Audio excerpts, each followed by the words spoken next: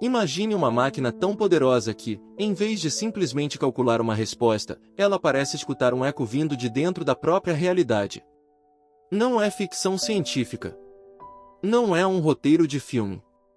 E também não é aquele tipo de notícia exagerada dizendo que o Google abriu um portal para outro universo.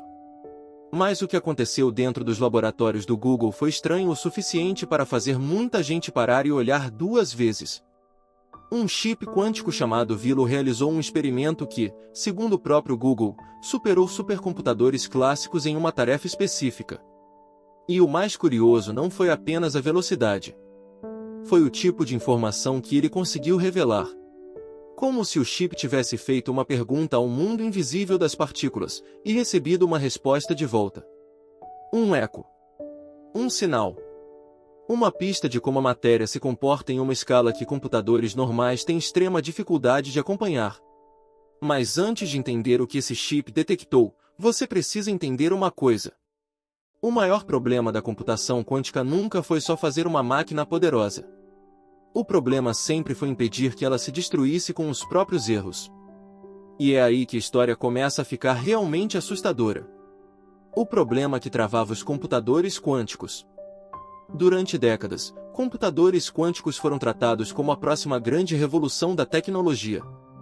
Eles poderiam ajudar a descobrir novos medicamentos, criar materiais melhores, simular moléculas, resolver problemas que supercomputadores tradicionais levariam anos, séculos ou até mais tempo para tentar calcular.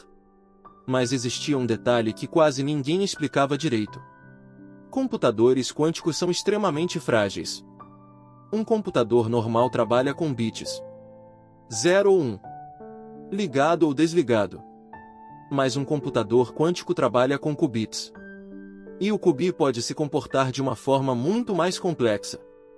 Ele pode estar em uma combinação de estados, pode se conectar com outros qubits por meio do emaranhamento quântico e pode realizar cálculos de uma maneira que parece completamente absurda para a lógica comum. Só que tem um preço. Qualquer ruído, qualquer interferência, qualquer mínima perturbação pode bagunçar tudo. É como tentar escrever uma mensagem em uma folha de papel durante um terremoto. Você até consegue escrever algumas letras. Mas quanto maior a mensagem, maior a chance de virar um borrão. E era exatamente isso que acontecia. Quanto mais qubits os cientistas adicionavam, mais erros apareciam. Ou seja, para construir um computador quântico útil, não bastava aumentar o tamanho da máquina. Era preciso fazer algo muito mais difícil. Era preciso fazer os erros diminuírem conforme o sistema crescia. E isso parecia quase impossível. Até o Vilo. O chip Vilo entra em cena. Em 2024, o Google apresentou o Vilo, um chip quântico com 105 qubits. Mas o número de qubits não é a parte mais importante. O que chamou a atenção foi outra coisa.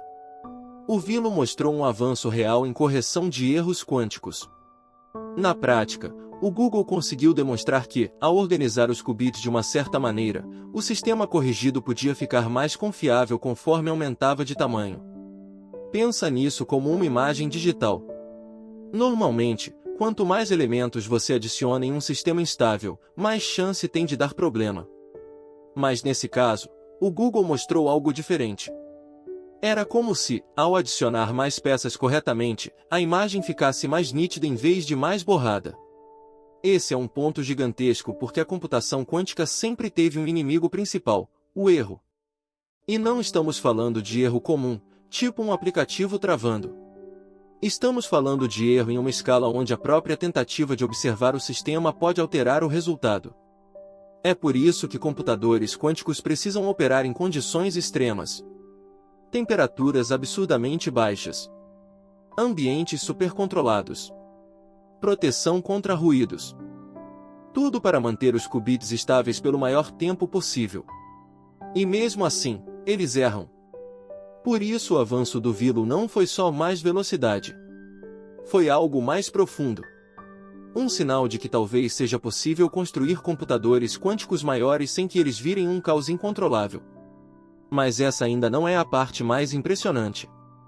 Porque depois veio o experimento que fez todo mundo falar sobre ecos quânticos. O experimento do eco. Agora imagine a seguinte cena.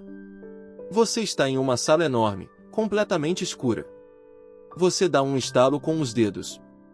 O som bate nas paredes e volta. Esse retorno é o eco. Pelo eco, você consegue descobrir coisas sobre o ambiente. O tamanho da sala. A distância das paredes. Talvez até a forma do lugar. Agora troca a sala por um sistema quântico. Troca o som por informação. E troca as paredes por partículas interagindo em um nível invisível. Essa é a ideia por trás do nome Quantum Echoes, ou ecos quânticos. O experimento funciona, de forma simplificada, assim. O sistema quântico é colocado para evoluir em uma direção. Depois, é como se os pesquisadores tentassem inverter o processo. No meio disso, eles introduzem uma pequena perturbação. Algo minúsculo. Quase como um sussurro. E então observam como esse sussurro volta. O que retorna não é um som. É um padrão quântico. Um eco da informação que passou pelo sistema. E esse eco pode revelar como as partículas estão se conectando, se espalhando e interagindo. É como se o chip conseguisse enxergar movimentos que computadores clássicos têm enorme dificuldade de simular. E aqui entra a parte que deixou muita gente de boca aberta. Segundo o Google, esse algoritmo rodando no Vilo foi cerca de 13.000 vezes mais rápido do que o melhor algoritmo clássico em um dos supercomputadores mais poderosos, para aquela tarefa específica. Mas calma. Isso não quer dizer que o Vilo roda tudo 13.000 vezes mais rápido. Ele não vai abrir seu Chrome mais rápido. Ele não vai renderizar vídeo para YouTube em 1 segundo. Ele não vai minerar cripto magicamente. A vantagem aparece em um tipo específico de problema, simular e entender sistemas quânticos. E isso faz sentido, porque a natureza, no fundo, é quântica. Então um computador quântico não está apenas calculando a natureza. Ele está usando regras parecidas com as da própria natureza para representar o problema. E essa é a grande virada. O que ele detectou de verdade? Quando vídeos falam que o chip detectou algo estranho, muita gente imagina uma coisa sobrenatural. Como se o computador tivesse encontrado uma mensagem escondida no universo. Ou como se ele tivesse descoberto uma dimensão secreta. Mas a realidade é mais interessante do que isso. O estranho não é um alienígena. Não é uma entidade. Não é uma inteligência dentro da máquina. O estranho é que o chip conseguiu medir um tipo de comportamento extremamente delicado dentro de um sistema quântico. Ele conseguiu capturar um eco de informação que revela como uma perturbação se espalha entre qubits. Pense em uma gota caindo em um lago. A gota cria ondas. Essas ondas se espalham. Se você observar as ondas com precisão, consegue descobrir informações sobre a água, sobre a profundidade, sobre obstáculos escondidos. Agora imagina fazer isso dentro de um sistema quântico, onde as ondas são padrões de informação entre partículas. Esse é o tipo de coisa que o Quantum Echoes tenta observar. E mais. O Google mostrou que esse tipo de experimento pode ajudar a estudar moléculas reais. Isso é importante para áreas como química, ciência de materiais e medicamentos. Porque moléculas são sistemas quânticos. E simular moléculas complexas em computadores clássicos é um pesadelo. Quanto mais átomos, mais interações, mais possibilidades. Chega uma hora em que o computador normal simplesmente não acompanha.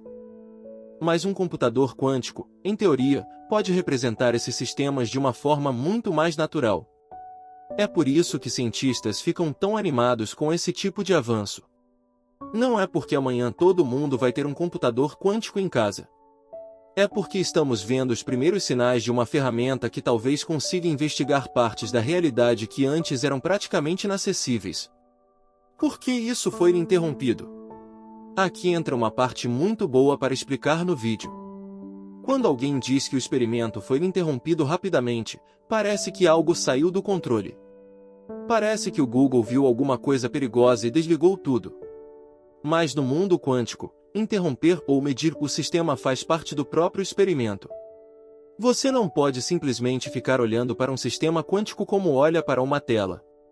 Medir um sistema quântico pode alterar o estado dele. É como tentar fotografar uma bolha de sabão usando um flash tão forte que estoura a bolha.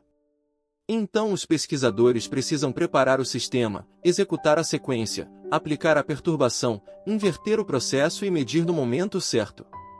Se medir cedo demais, perde informação. Se medir tarde demais, o ruído toma conta.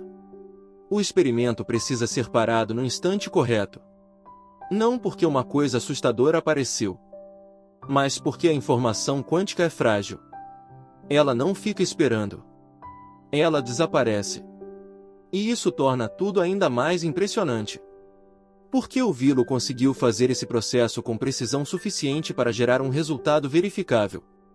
Ou seja, não era só um número aleatório saindo de uma máquina misteriosa. Era um experimento que podia ser comparado, testado e analisado. E esse é um dos maiores desafios da computação quântica. Não basta o computador dizer, eu resolvi. Você precisa conseguir verificar se ele realmente resolveu. A internet pirrou com o multiverso.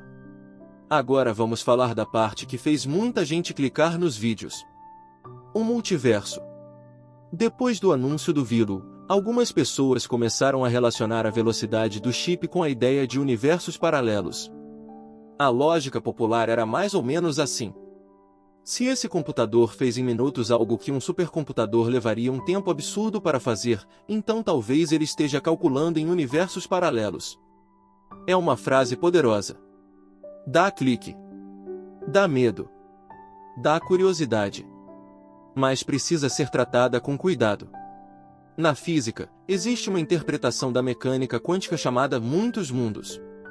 Ela sugere que diferentes possibilidades quânticas poderiam corresponder a diferentes ramificações da realidade. Mas isso é uma interpretação. Não é uma prova definitiva. O Vilo não provou que existem universos paralelos. Ele não abriu uma janela para outra realidade. Ele não recebeu uma mensagem de outra dimensão. O que ele fez foi mostrar um avanço muito forte em computação quântica.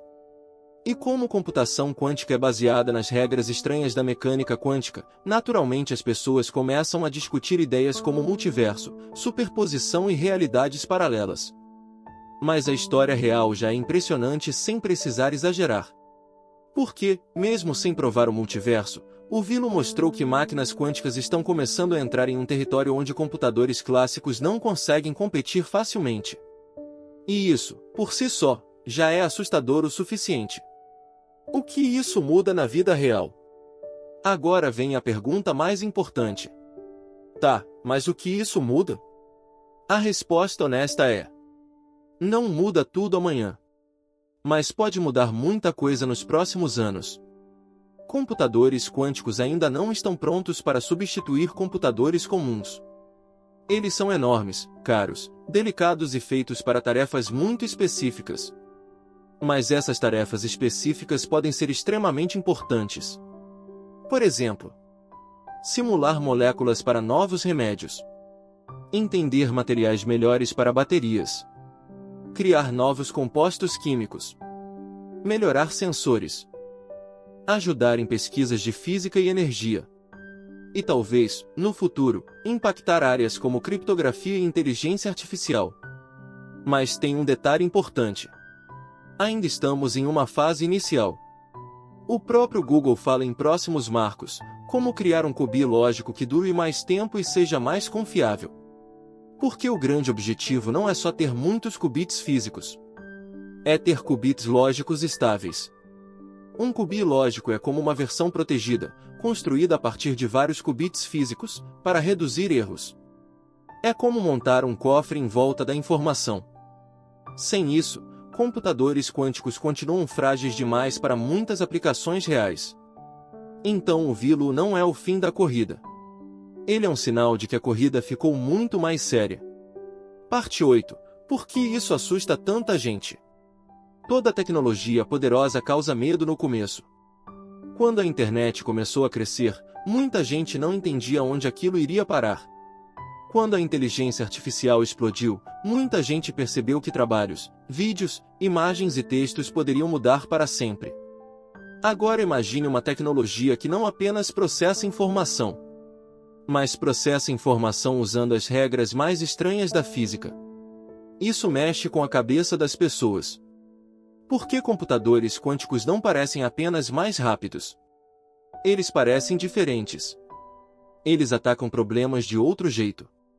E quando uma máquina faz algo que um supercomputador clássico teria dificuldade absurda para reproduzir, a pergunta aparece: o que mais ela pode fazer?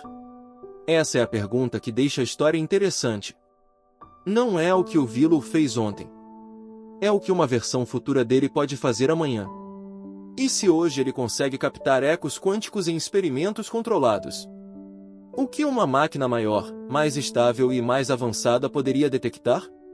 Novos materiais? Novas moléculas? Novas leis emergindo de sistemas complexos? Ou apenas respostas que sempre estiveram escondidas porque nossas ferramentas eram fracas demais para enxergar? Essa é a parte que prende. Porque o Vilo não parece uma máquina comum. Ele parece o começo de um novo tipo de microscópio. Um microscópio não para ver células, mas para ver o comportamento invisível da própria matéria. A verdade por trás do algo estranho. Então, no final, o que o chip quântico do Google detectou? Ele detectou um eco de informação quântica. Um padrão extremamente sensível. Um sinal que ajuda cientistas a entender como perturbações se espalham em sistemas quânticos. Isso pode parecer menos dramático do que detectou outro universo. Mas é muito mais real.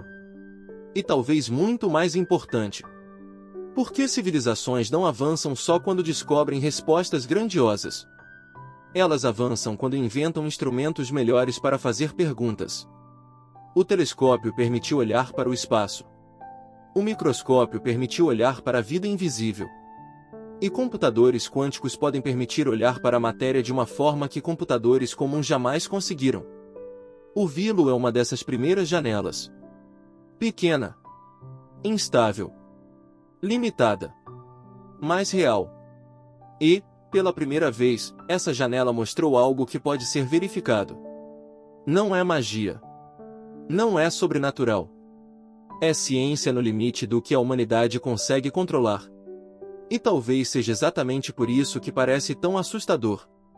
Porque o mais impressionante não é o Google ter criado um chip rápido.